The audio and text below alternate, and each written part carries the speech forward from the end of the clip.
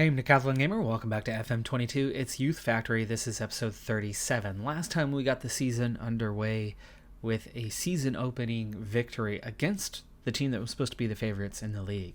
And while our position has improved in terms of predictions, they still think of us as a relegation favorite type team, even though the actual season preview now shows us 9th, which is where we finished a couple seasons ago.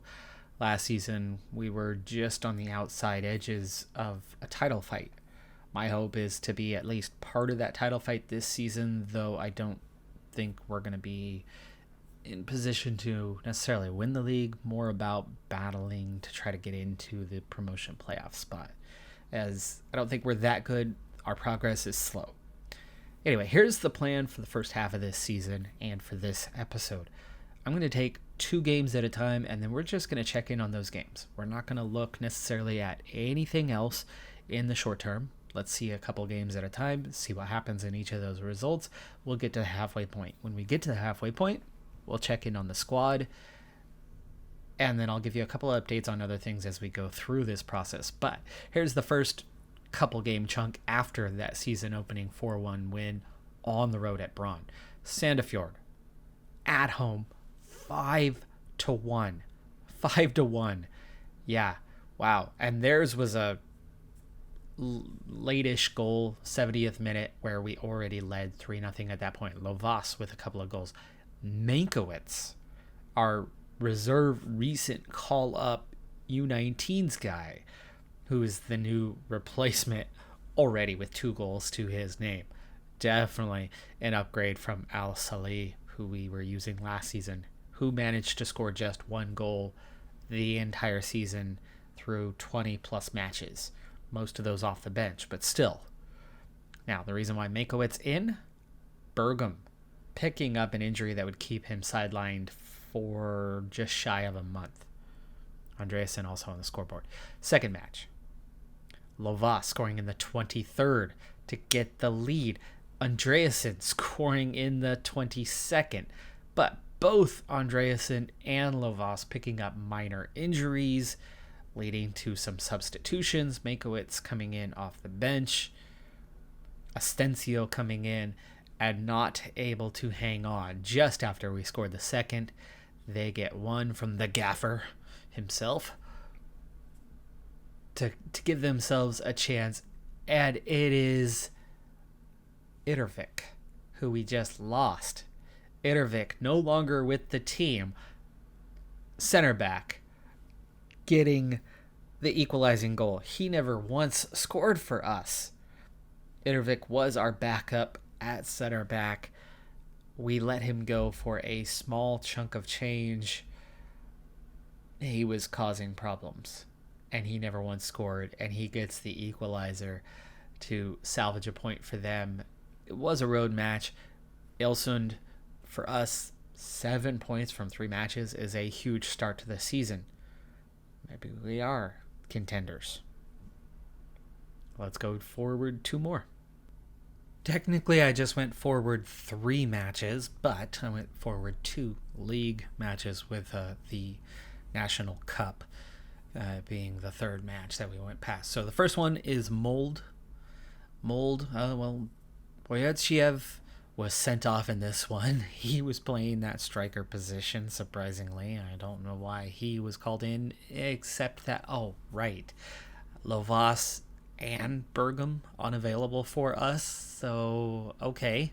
We didn't have much choice. Mankiewicz and Boyadzhiev getting the start. Boyadzhiev gets a goal, and, I don't know. He ended up getting 2 yellows, it looks like, to accumulate that red card.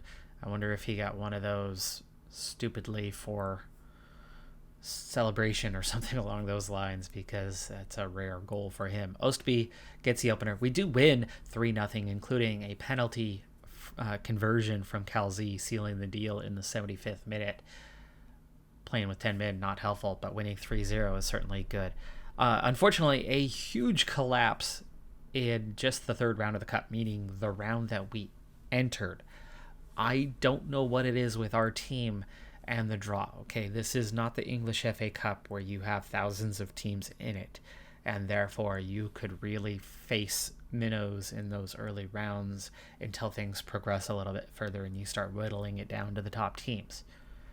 For us, as a third division side, and all three of those top divisions enter in that third round, you're already late enough into that tournament. There's already a small number of teams that are making it out of the second round in to join those top three divisions. So the odds compared to like an English FA Cup, the odds of playing one of those top sides are greater. However, they're still not good in the third or fourth round. From the fifth round on, it becomes likely that you're going to face a top three division side. But through that third and fourth round, the odds are low. The odds are still low at that point. Not like an FA Cup, English FA Cup, but still low. Anyway, every single year, we've played a third division or higher side almost immediately. And this year, we draw a third division, so same division as us, but third division side on the road. Arsenal scores in the 8th minute to take the lead, but just 3 minutes later they equalize, and then Gillow with an own goal in the 72nd knocks us out. Bergam back, but only able to play a half, so 7.0 rating, didn't do anything in that time. Lovas still out. Andreasen coming off the bench, Asensio coming off the bench, both late. Yeah, disappointing. Teuton getting the start. Not exactly our top team, but it's those center backs who had a bit of a struggle, especially Gillow with that own goal howler that took us out of the competition in just the third round. So very disappointing there. But, until we are at least mid-table second tier, I'm not going to start thinking about this competition as something that we're going to take seriously. The league is absolutely 100% our focus. Then on the road, we have a 3-3 draw in this one. Bergam back, still not able to go for 90, so he's still only playing most of a game. Boyudchiev subbed Bergam late, very late, because he did get his second goal. He got a brace in this one. Scores in the 19th, gets a penalty in the 84th. They had a penalty in the 3rd minute. They also got a brace from their top man. He scored in the 59th. They also scored in the 25th. So we were very much playing from behind. We were down 1-0, equalized. 6 minutes later, they retook the lead. 10 minutes later, with Ostby, we equalize. Early second half, they go ahead, or at least coming up on the hour mark, and then late we equalize. Now, the only disappointing part to this one, because it is points on the road are always welcome, is it was Asen. Asen is a team we should be beating comfortably. I normally take those opportunities to manage the squad firsthand, because when we do that, we win by 3 or 4 goals. When the AI does that, things don't go as well. Clearly evidenced by this one, a team that I've been beating to get the 6 points each season. The AI on the road only managed to score 1. It is still a point. We are, at least in the league, we have 5 points from 3 road contests, and we have 6 points from 2 home contests. Our next 2 are at home. So in the last 2 matches, we were at home. Let's see if we could have taken advantage of those. First up was Haugesund 2-0. It is a victory. Bergam and Lavas both back. Lavas not cleared to play 90, but did play about a half, so Boyudchiev comes in again for him, and Asensio now seemingly always the sub to Al. He's like our super sub. 2-0 win there, so that's good, even though it was 2 second-half goals. And we were also in control. Haugesund is like mid-table, so winning against a mid-table team fairly comfortably is a good sign. Bodo Glimt, that's your league leader.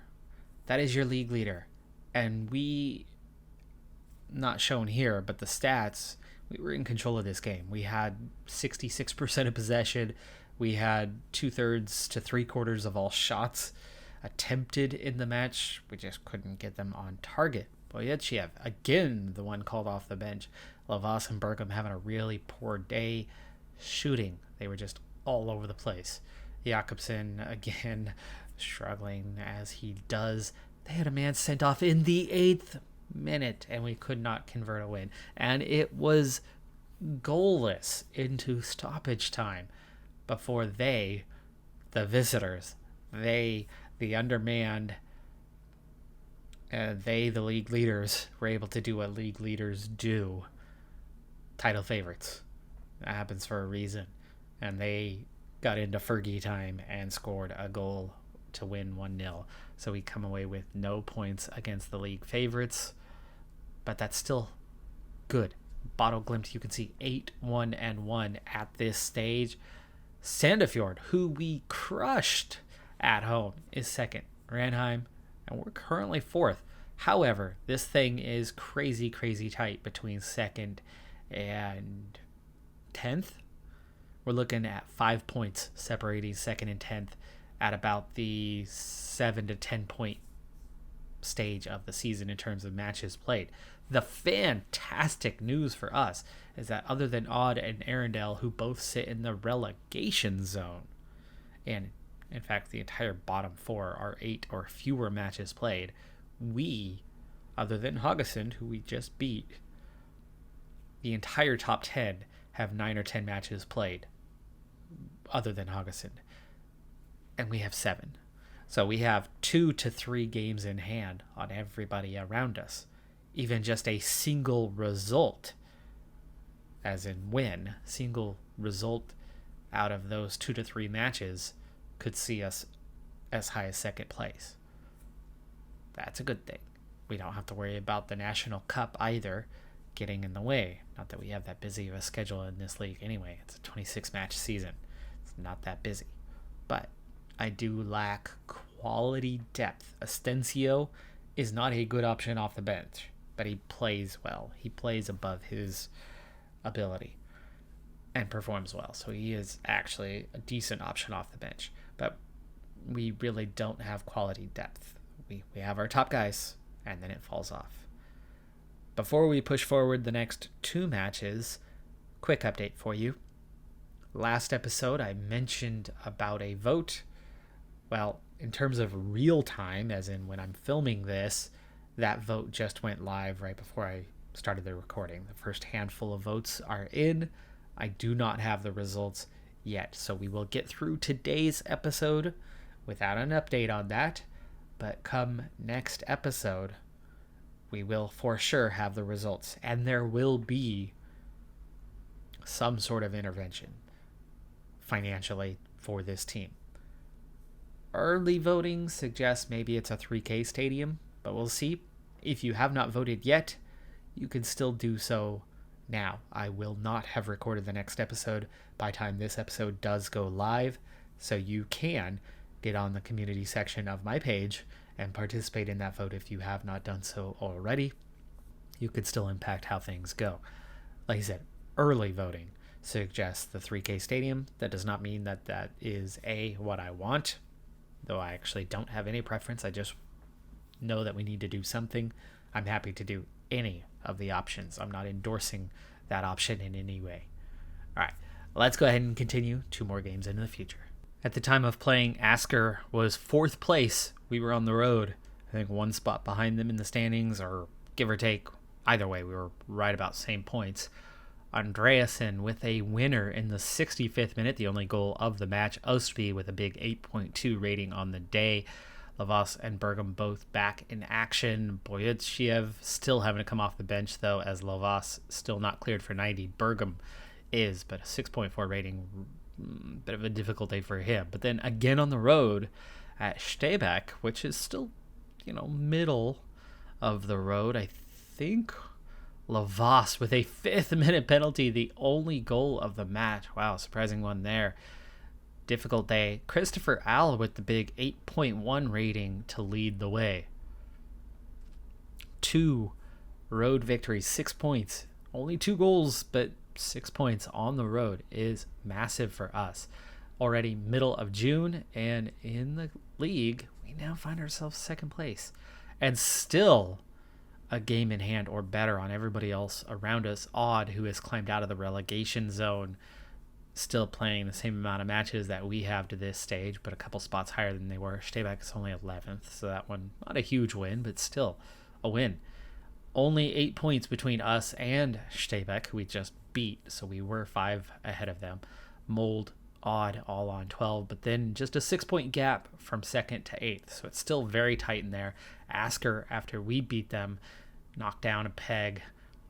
3 teams on 12 points, 2 teams on 14, a couple teams on 15 points, and then 17, 19, 20 at the top, and Bottle Glimt are running away with things at the moment. They've only played 1 match where we've played our last 2, but where our objective is to fight bravely against relegation, we find ourselves, at least at the moment, in 2nd place. Halfway stage will be 13 matches played, so we have 1 more check-in, and then we'll be reaching the halfway point. Completion of 2 more matches sees 2 more wins. This time we double up the score of the last 2, but we were at home for both. 2-0. 2-0 victories. Ranheim was 3rd in the league. Bergam scoring in the 34th, Gillow in the 66th. Not a totally dominant performance, but a lot of 7.0 and better ratings. Boyedchiev gets into the starting lineup, was the only one under a 7 there, and then some subs coming in, all doing an okay job in trying to hang on to the lead. Meanwhile, Kristiansund, more of a mid-table side, a little bit down towards the bottom end, you can see we were a bit more in control. Everybody better than a 7.0 rating, 2-0 final as well. Lovas scoring early, Severede getting on the scorecard as well, presumably from a set piece. Severede, with that, gets player of the match and an 8.0 rating. And as always, we get 100 people in the seats. Let's see what happens with that vote and see if that's something that is going to change. But that was a good performance. And with that, 6 additional points. Now on 11, we still find ourselves in 2nd place, but we also find ourselves in a position that if we were to win both matches that we have in hand, and not that optimistic at this point, but that would put us level with Bottle Glimt. And based on goal differential, if they didn't play and we play our 2 more, we would be ahead on goal differential. So things are definitely looking up right now. 8 wins, 2 draws, and only 1 loss on the season so far. The minor upgrades over the last 2 seasons of our players is really starting to pay off. But let's check in on that after we hit the halfway point, which is 2 further matches. After winning every match in June, July has not gotten off to the start you would want. Arendelle, weak team, really weak team in the league. Wild first half with 4 goals, little 4-goal bonanza, and then nothing in the second half. Defensive ratings were very low. Midfield ratings, not so good, other than Arsend getting on the score sheet. In fact, really, outside of Fawoli, the only good ratings were Arsend and Bergam. Lovas was okay too, but no standouts for the club. And then things get even worse. We go on the road and finally suffer another loss, our first since playing the top side, Bottle Glimt, and it was 2-0. Both goals in the first half again, so all 6 goals so far this month have come as first half goals. Ratings definitely a bit lower today. Lots of 6s, lots and lots of 6s. In fact, only 1-7. Fawoli at 7.2 was the only player with a fairly decent rating. And that was the easier matches of the month, as Braun and Sandefjord are next up for us. We've fared well against those 2 earlier in the season with 2 victories to open the season. But can we replicate that? I don't know. By the way, our schedule exactly follows second half, follows exactly the first half, at least through most of it. Maybe through all. It is through all. Oh, Ranheim and Steybeck are opposite. That's it. The rest are the same. One big difference from last season to this season is it's no longer half or a little more than half of the games that are televised. All of our league games have been televised. The only thing not has been our 3rd round cup match. Everything else televised. That's going to help the club with finances ever so slightly, but we obviously still need that big intervention to do something.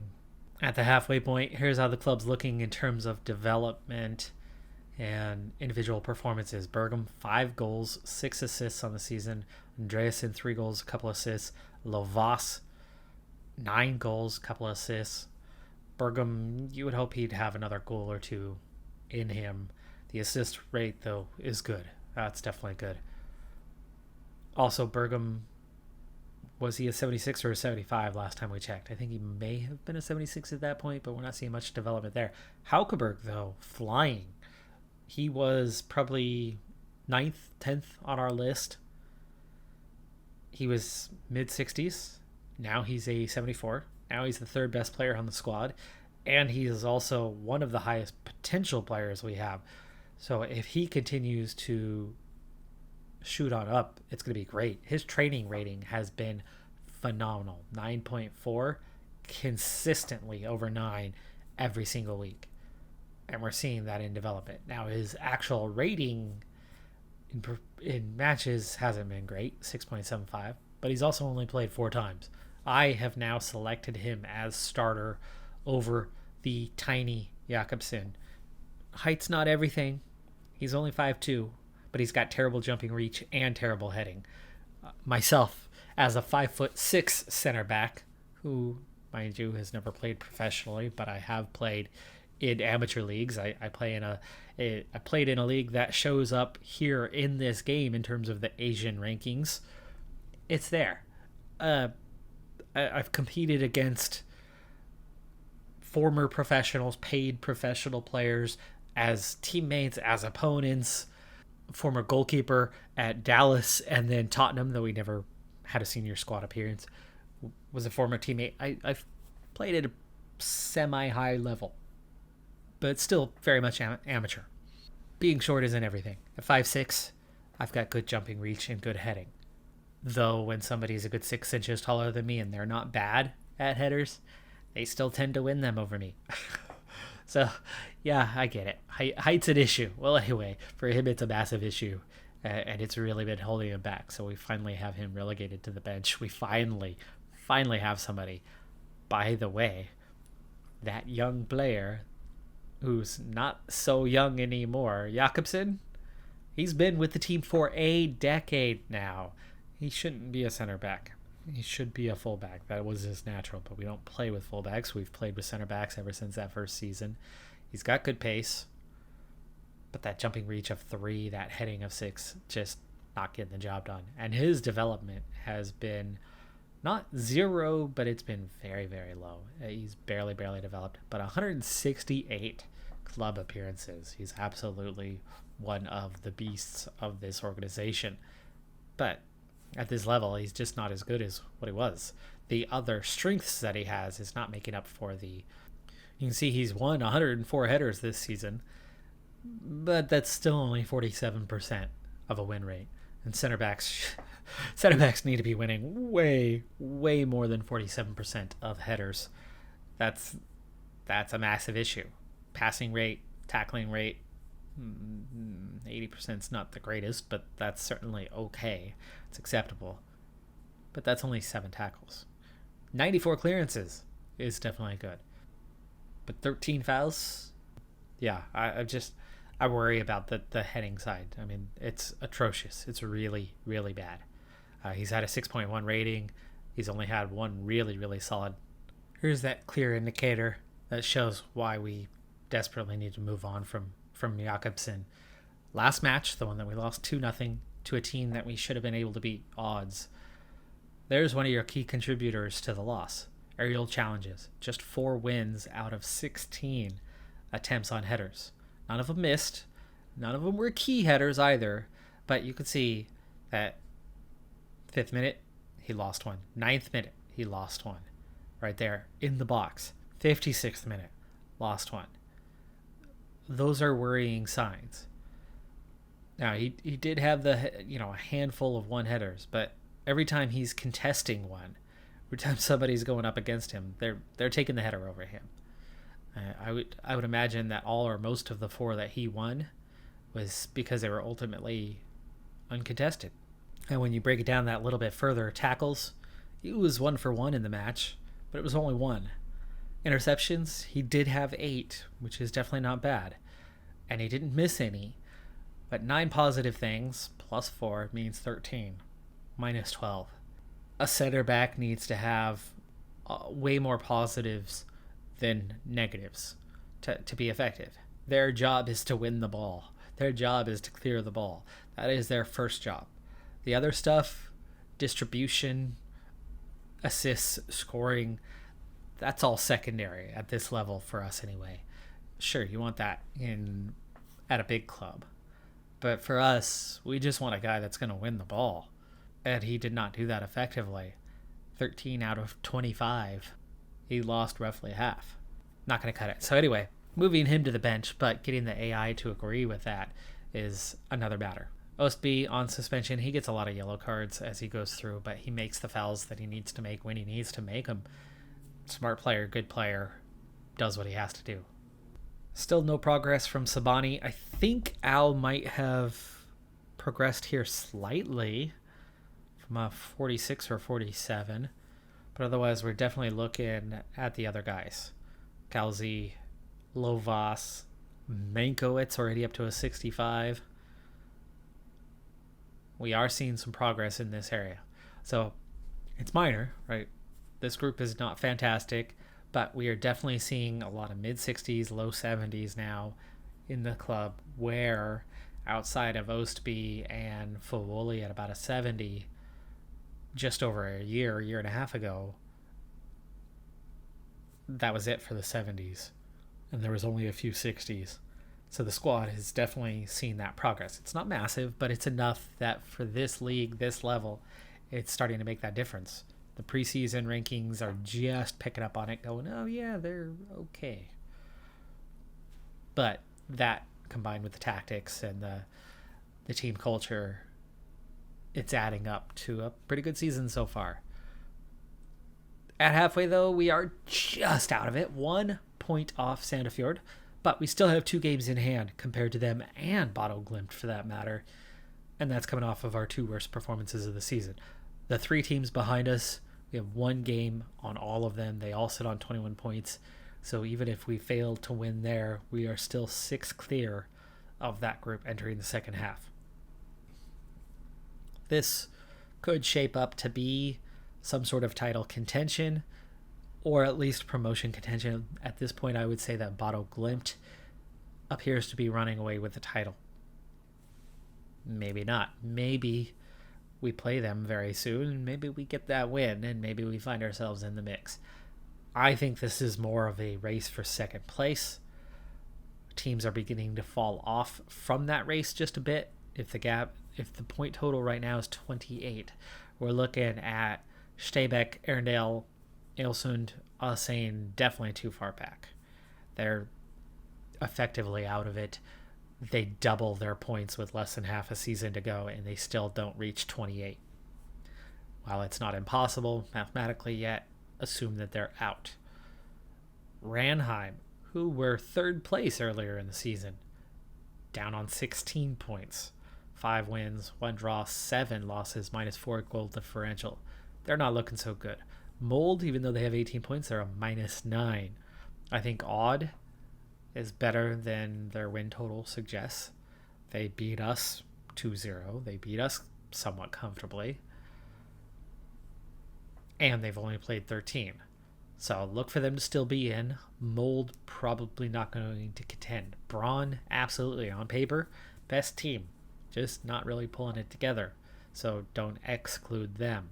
So Odd, Braun, and then everybody with 21 points or more still in contention. At the moment, though, Sandefjord and us look the most likely to be battling it out for second place. And that's right where I want to be this season, in the mix. Didn't think we were going to be favorites by any means. Didn't think we were going to run away with anything. Was just hoping to be in the mix. And we've done this all with only 1 game played personally.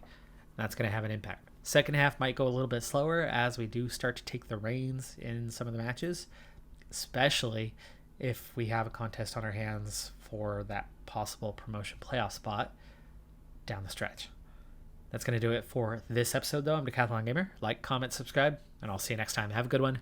Be safe out there. Jump in and grab that vote if you want to. Bye for now.